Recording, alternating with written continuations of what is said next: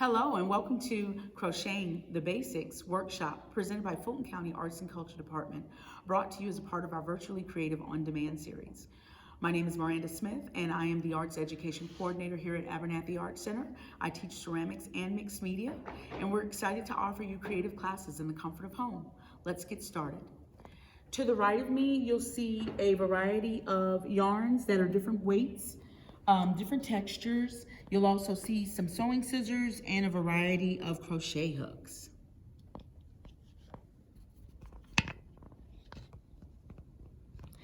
So today, I want to show you how to make a simple scarf, no pattern needed, and then that way you can get started with this fun process called crocheting.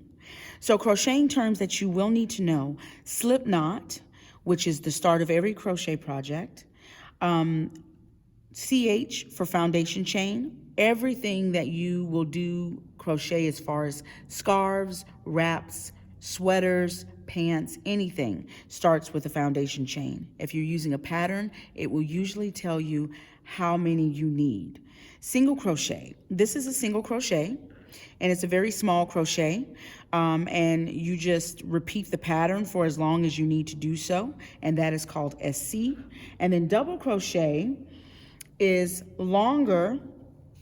It's a longer crocheting stitch, and it's usually about twice the size of a single crochet, and you're actually able to move a little bit faster with your projects using a double crochet. So this is a chain. Everybody can see that? This is a chain. And so you will determine how wide you want your scarf by how wide you make your chain. I usually work on the shorter end of the scarf. That way I can work faster. Unless I was adding a hood, that would really be the only reason I would work lengthwise for myself. So with this, I'm going to show you how to do a slip knot. How you handle the yarn is going to be eventually what is comfortable for you. So to make the slip knot, I'm going to wrap my yarn around once, and I'm going to wrap it around again. So that gives me two. I'm going to take my second loop from the back and move it to the front. I'm going to take my second loop, move it to the front. That's going to give me my slip knot. And I just slide right on to my hook. I'm going to do that one more time. I'm going to wrap around once. I'm going to wrap around twice. I'm going to take my back loop, move it to the front. I'm going to take my back loop, and I'm going to move it to the front. And then slide in my hook, and there is my slip knot. The yarn that goes to a skin or to a ball of yarn is your working yarn. That's where you're going to be pulling from to do whatever project you want to work on, like we are today with this scarf. So to do a chain, you need to know one more piece of terminology, and it's YO for yarn over. And I'm going to yarn over, and I'm going to pull through that loop I just made, okay? Let's talk about tension for 1 second. So I have these two pieces, these two swatches I have. They are the same number of rows, same hook, and the chain length is the same. And you'll see there's a big difference in the size, and that has to do with tension. This one, I am too tight. I am tightening down on my hook as I'm doing each single crochet. This one I've kind of loosened up. When we first start, everybody struggles with tension a little bit, so it's good to make swatches and practice. And so what ends up happening with a piece like this is the longer you go and the tighter your tension, it starts to get more difficult for you to put your crochet hook in there and actually continue a stitch. Whereas on this one, I have a little bit more of a flow. It's a nice consistency, nice and even, and that's ultimately what you're going for. So tension is something that you're going to struggle with at first. You just need to practice just a little bit. So let's pick back up and do our chain. And so yarn over, I'm going to grab that and pull through, and I have two chains on my foundation. Yarn over, I'm going to pull through, yarn over, pull through. I do not count the hook, the loop that is on the hook.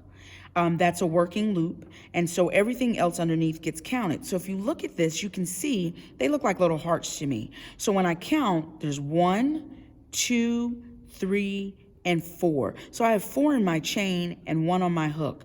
Let's go for 4 more.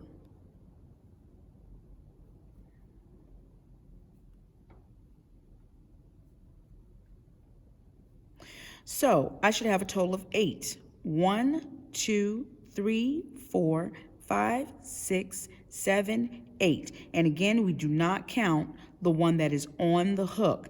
That is a working chain, okay?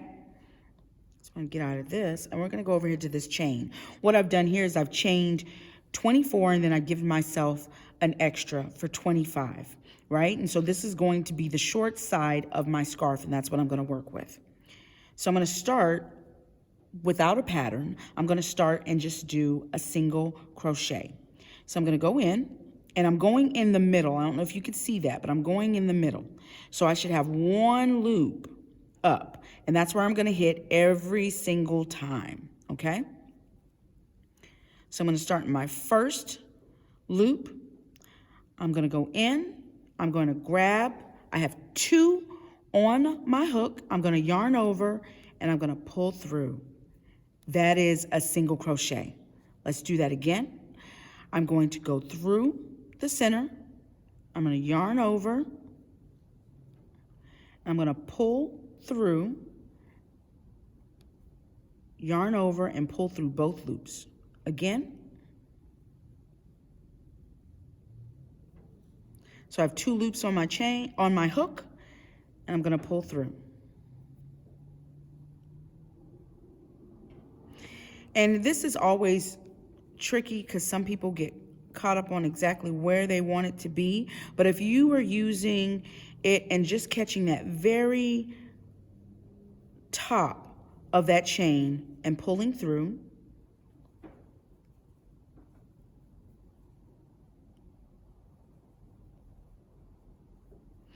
make sure every time you go through and you grab and you pick up a loop, you have 2 on your hook.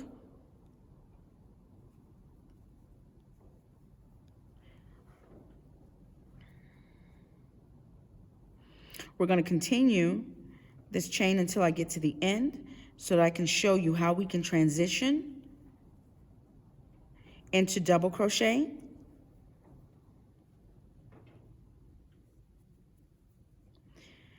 Once you get past this first initial chain, it does get easier.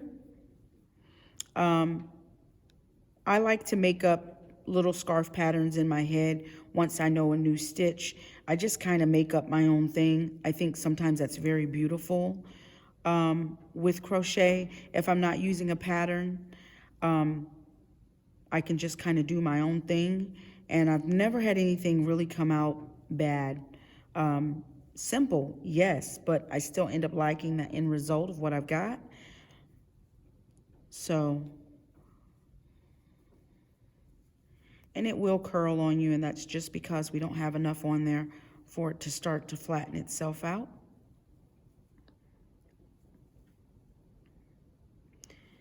And I'm coming up to the end. So I'm going to get in that last one. Some people don't get in the last one, some people do. To me, I think it's preference. So you can see these are single crochets. So you see the front and you see the back. And you can also see my chain on top.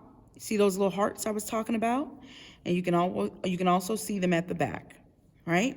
So we're at the end of this. So I'm going to chain 1. That means yarn over, and I'm going to pull through, and I'm going to turn my work. You have to turn your work. You will not be consistent unless you turn your work. And I'm going to yarn over. Yarn over. Well, we'll do another row of single crochet. So I'm going to go through. I'll do a single crochet, yarn over. Made a little faux pas there, but we're constantly learning. That's what makes us humans.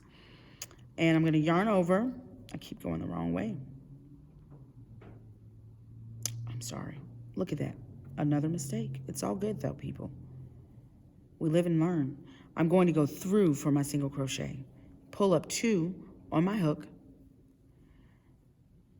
That's a single crochet. I'm going to go back through the middle. pull up, back through the middle, pull up. As long as I keep seeing that 2, I'm going to yarn over.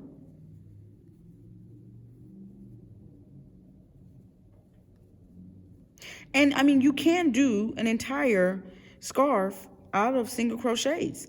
It's going to take you a little bit of time, and there's nothing wrong with that.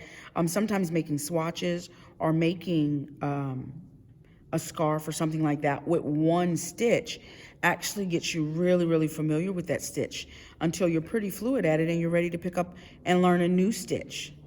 That's always exciting.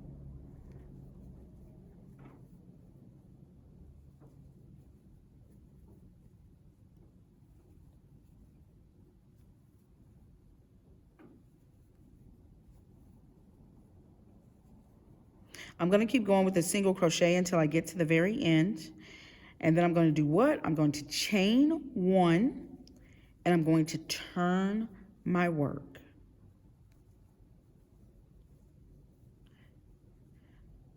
But we'll get a little bit more on here so you can see.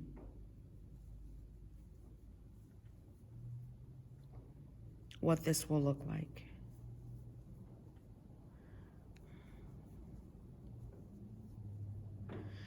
I'm going to go in here at the end, grab that. I got 2 on my hook, and I'm going to pull through. And then I'm going to chain 1 and turn my work. I'm going to yarn over.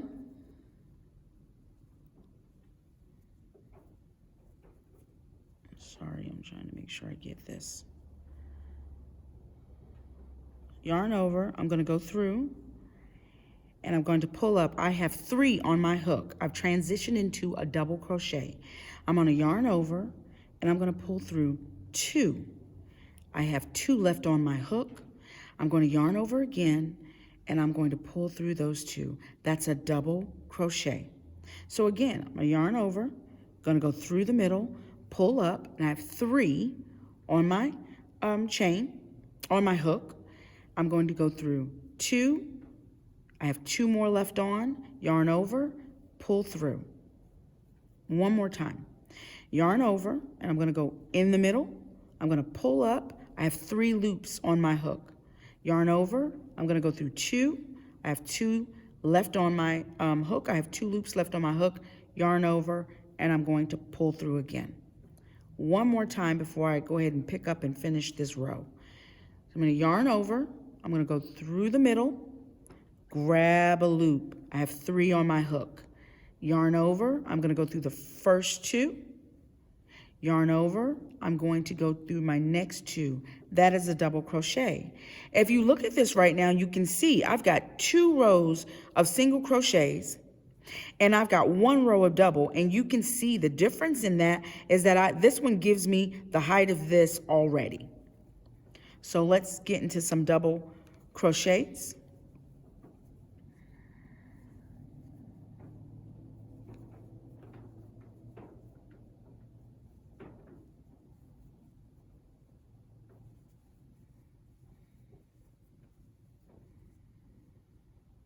Now, when I say you can do a simple pattern, what I mean by that is that if you want to practice something, usually with a piece of paper, I'll do like, I'll say to myself, you know what, I'm going to give myself 3 single rows of crochets, 3 single crochets, 3 rows, and then I'll go into double crochet and I'll give myself maybe 4 rows of double crochet. And then I'm going to go back down to 3 of the single crochets, and then I'll go back and give myself 4 of the double crochets. And I can continue to do that until I get my scarf the length that I need it to be. And that's going to be, you know, you want a short scarf? Do you want one that you can wrap around 4 times around your neck? Do you want one that you can put around your neck and it actually loops once and lays flat against your chest? All things to consider. But this is a very simple way to get started. I've had people in the past ask, you know, with children, you know, wanting their children to get into crocheting. And at a certain age, if the child shows interest, by all means, get them started. But a fun way to get kids started, to make the transition easier for them holding the hook, is I like to teach children how to finger crochet, how to use their fingers to do the same thing that I'm doing, so that by the time we replace their fingers with a hook, they have a better understanding of the interlocking of the stitches, as well as holding the hook. It's an easier transition. So there we go. And so there is my row of double crochets, 2 rows of single crochets. So we're looking at the back. Let me flip it to the front. So 2 rows of single crochets, 1 row of double crochet. Anytime I make a transition into a new stitch, into a new row, I need to make sure that I chain 1.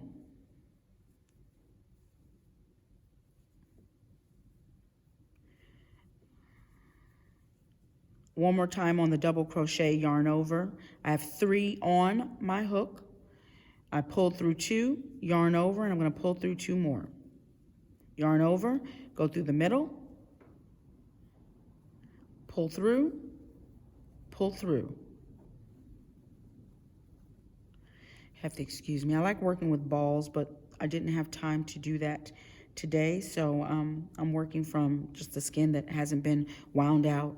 So I'm going to yarn over, go through my center, pull up, and I have 3 on the hook, pull through 2, pull through 2. I'm going to go slower, yarn over, go through the center, pick up, 3 on my hook, yarn over, go through 2, yarn over, go through 2. So I'm going to finish up this row.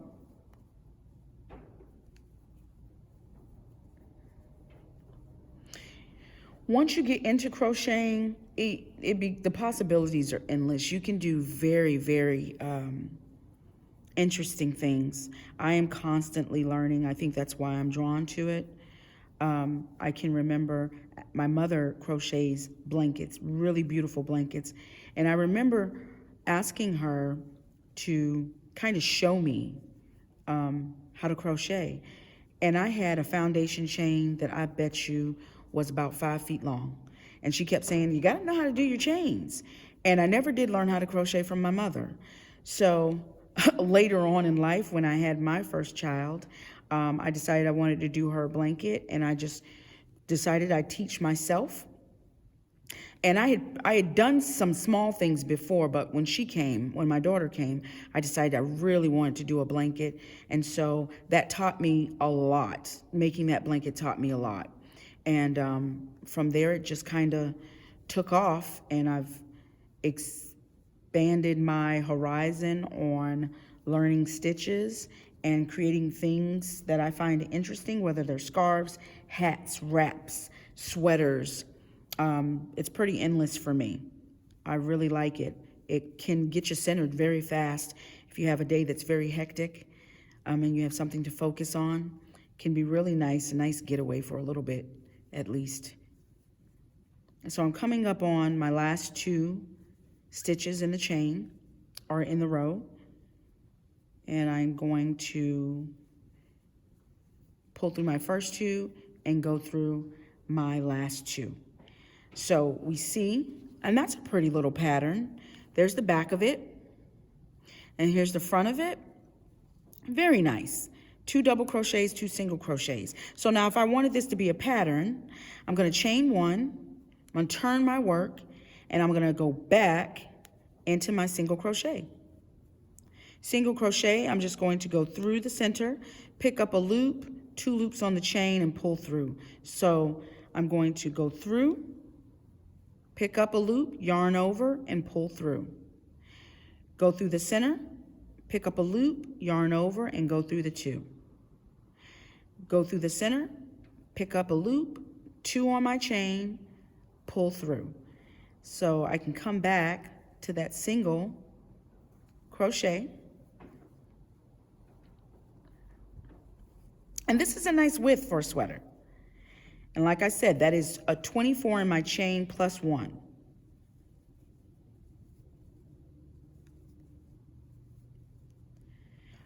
Working on that tension is going to help you a lot. Sometimes you will look back at your earlier stuff and you're like, oh my goodness, I can't believe I was that bad, but you get better with practice. We all do.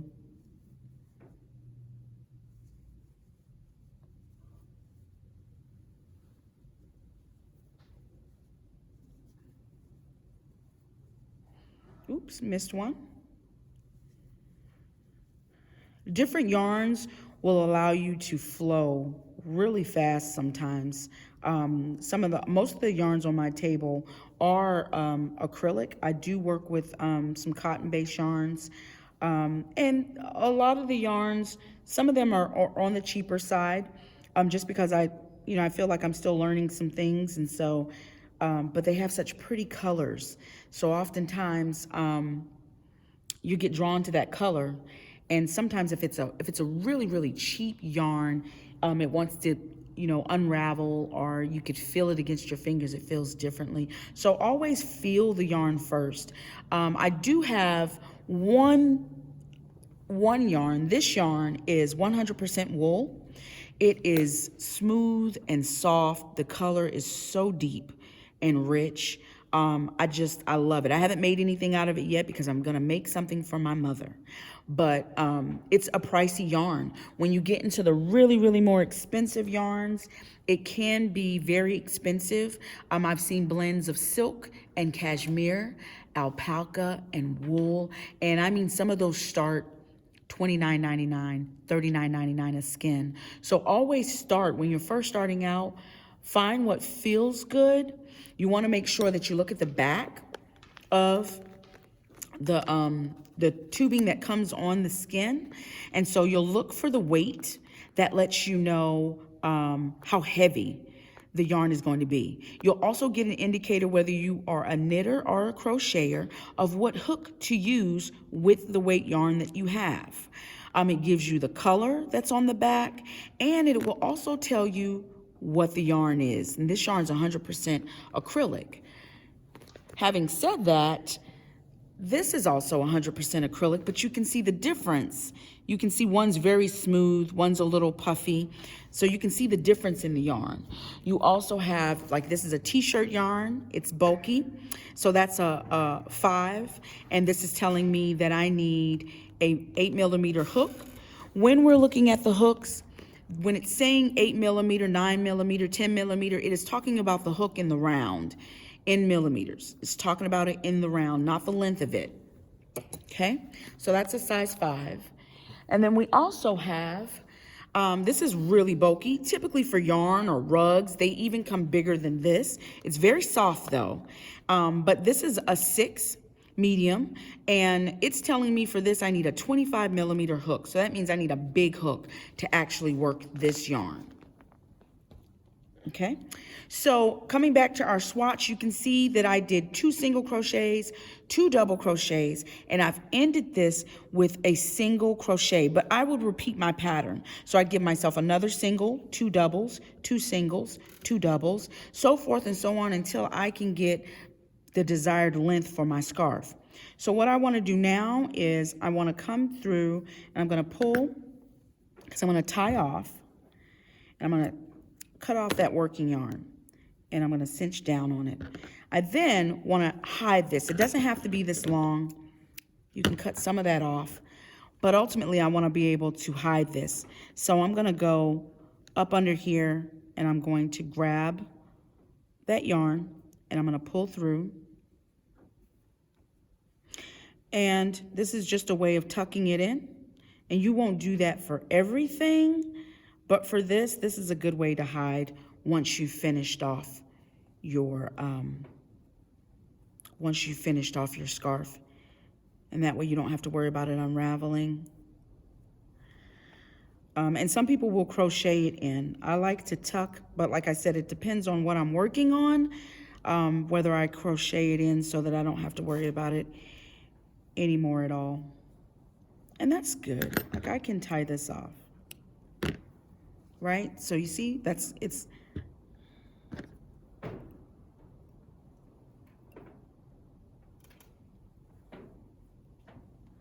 gonna just take this and pull up.